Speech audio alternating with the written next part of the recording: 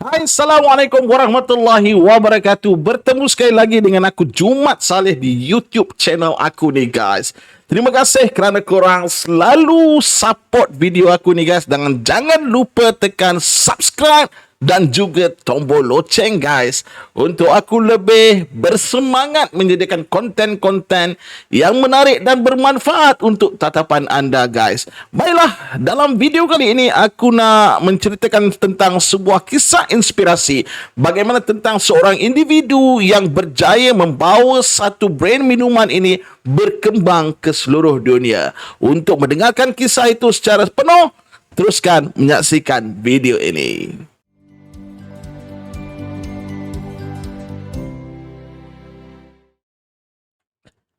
Okey guys, seperti yang aku dah sebutkan dalam video intro tadi, pemuda ini adalah seorang pemuda yang lahir daripada keluarga yang agak susah guys.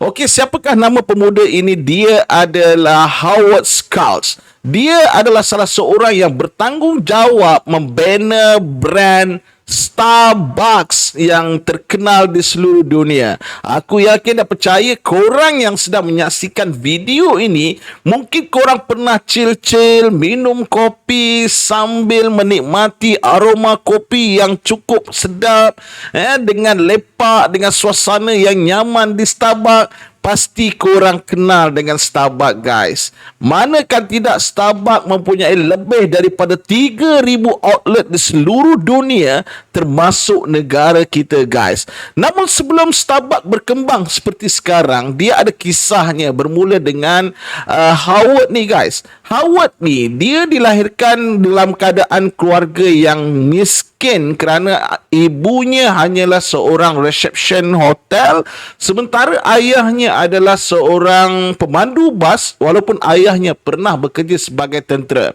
Sampailah satu ketika keluarga ini lebih diuji apabila ayah Howard ini terlibat dengan satu kemalangan yang mengakibatkan ayah Howard ini patah kaki dan dia dibuang kerja guys. Keadaan ini cukup menghambat keluarga Howard sehingga menjadikan Howard tidak seperti kanak-kanak yang lain sebaya dengannya. Howard terpaksa bekerja seawal usia 7 tahun. Howard sempat bekerja sebagai penjual akhbar dan bekerja di kedai-kedai yang berdekatan dengan rumahnya guys. Jadi itulah kisah Howard, dan ketika selepas dia melewati di peringkat sekolah menengah nak memasuki peringkat universiti, untungnya Howard ni ada kemahiran dalam American football guys, yang menyebabkan Howard ni terpilih untuk menerima beasiswa daripada kerajaan US ketika itu, dan dia berjaya masuk ke salah sebuah universiti iaitu Universiti Michigan di US dan graduan daripada sana lah guys. Jadi dalam universiti itu Howard sempat memegang beberapa jawatan-jawatan penting sebagai presiden, dan ini telah menunjukkan bakat dan kredibiliti kepimpinan yang ada pada diri Howard. Dan apabila dia bergelar graduan, dia sempat bekerja di salah sebuah syarikat perabot guys di bahagian pemasaran. Dan sampailah satu hari apabila Howard ni rasa cukup tertekan dengan tugasan dia sebagai pengurus di sebuah syarikat perabot, Howard pergi lepak di sebuah kedai kopi, dan disitulah saat permulaan Howard berkenal dengan kopi Starbucks guys. Kedai kopi itu adalah Starbucks yang ketika itu diasaskan oleh 3 orang yang merupakan seorang guru guys ya. Jadi saat tu guys, Howard pun terdetik dalam hati untuk cuba meminta kerja dengan kedai kopi tersebut.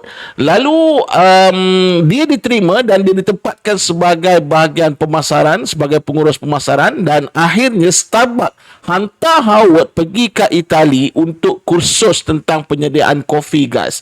Jadi apabila Howard sampai di Itali, Howard melihat suasana kedai-kedai kopi yang ada di Itali sangat berbeza dengan ada suasana yang ada di US ketika itu. Kenapa guys? Sebab di Itali orang datang kedai kopi ni sambil lepak, sambil chill, sambil borak-borak dengan kawan-kawan. Sementara kat US ketika tu, anda hanya datang beli kopi dan belah. Jalan beli kopi dan balik terus. Dia tak ada lepak-lepak, tak ada chill-chill. Sangat berbeza. Lalu apabila Howard balik ke US, dia terfikir kalau Starbucks mengimplikasikan budaya yang sama dengan Itali, dia merasakan Starbucks mampu berkembang dengan lebih jauh. Akhirnya guys, apa yang berlaku? Dia mencadangkan idea itu tadi kepada ketiga-tiga founder kepada Starbucks tadi agar mengubah konsep Starbucks itu sendiri kepada konsep yang sama macam yang berlaku di Itali. Namun malangnya ketiga-tiga founder Starbucks itu menolak mentah-mentah idea Howard tadi guys, ya. Jadi pada ketika itu guys, Howard ni rasa macam diperkecilkan. Dia kata tak apa, lalu dia pun resign guys, dan dia keluar dan dia mencari idea dan buat kedai kopinya sendiri pada ketika itu guys, ya. Dia membuat kedai kopinya sendiri yang bernama Giornale. Giornale guys. Jadi dia membuat kedai kopinya sendiri yang berasaskan kepada idenya tadi. Dia buat kedai kopi yang ada tempat chill-chill, lepak-lepak, sama macam yang ada di Itali. Dia mengamalkan konsep yang sama tadi. Lalu apa yang berlaku? Giornale ni berkembang lebih pesat berbanding Starbucks pada ketika itu guys. Dan akhirnya Howard ni beli semua saham yang ada pada Starbucks dan dia tukarkan semua kopi yang kedai kopi yang dia ada menjadi Starbucks guys, sehinggalah berkembang ke seluruh dunia guys. Jadi dalam kisah ni guys, kita dapat belajar banyak perkara guys. Yang pertama adalah walaupun kita lahir daripada keluarga yang biasa-biasa, keluarga yang susah dan sebagainya, itu bukan penghalang untuk kita berjaya guys. As long as kita ada keinginan dan kehendak untuk merubah hidup, pasti kejayaan akan menjadi milik kita guys.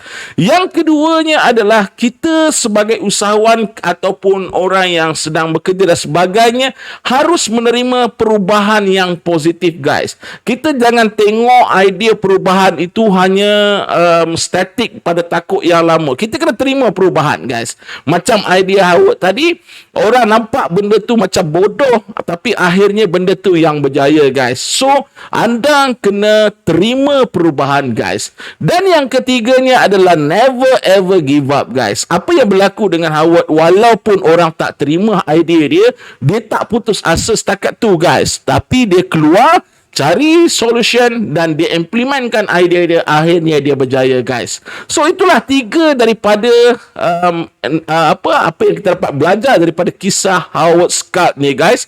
Dan aku yakin dan percaya kisah ini mungkin sedikit sebanyak dapat memberikan inspirasi kepada anda semua guys. Dan aku doakan sama ada anda bekerja atau sedang mengusahakan perniagaan, anda tetap semangat dengan mengimplikasikan tiga pengajaran yang dapat kita belajar daripada kisah Howard Schultz ini guys. Okey, cukup dulu daripada aku kali ini. Terima kasih kerana anda sudi menonton. Kalau anda suka dengan video aku kali ini, jangan lupa like, komen dan share video ini.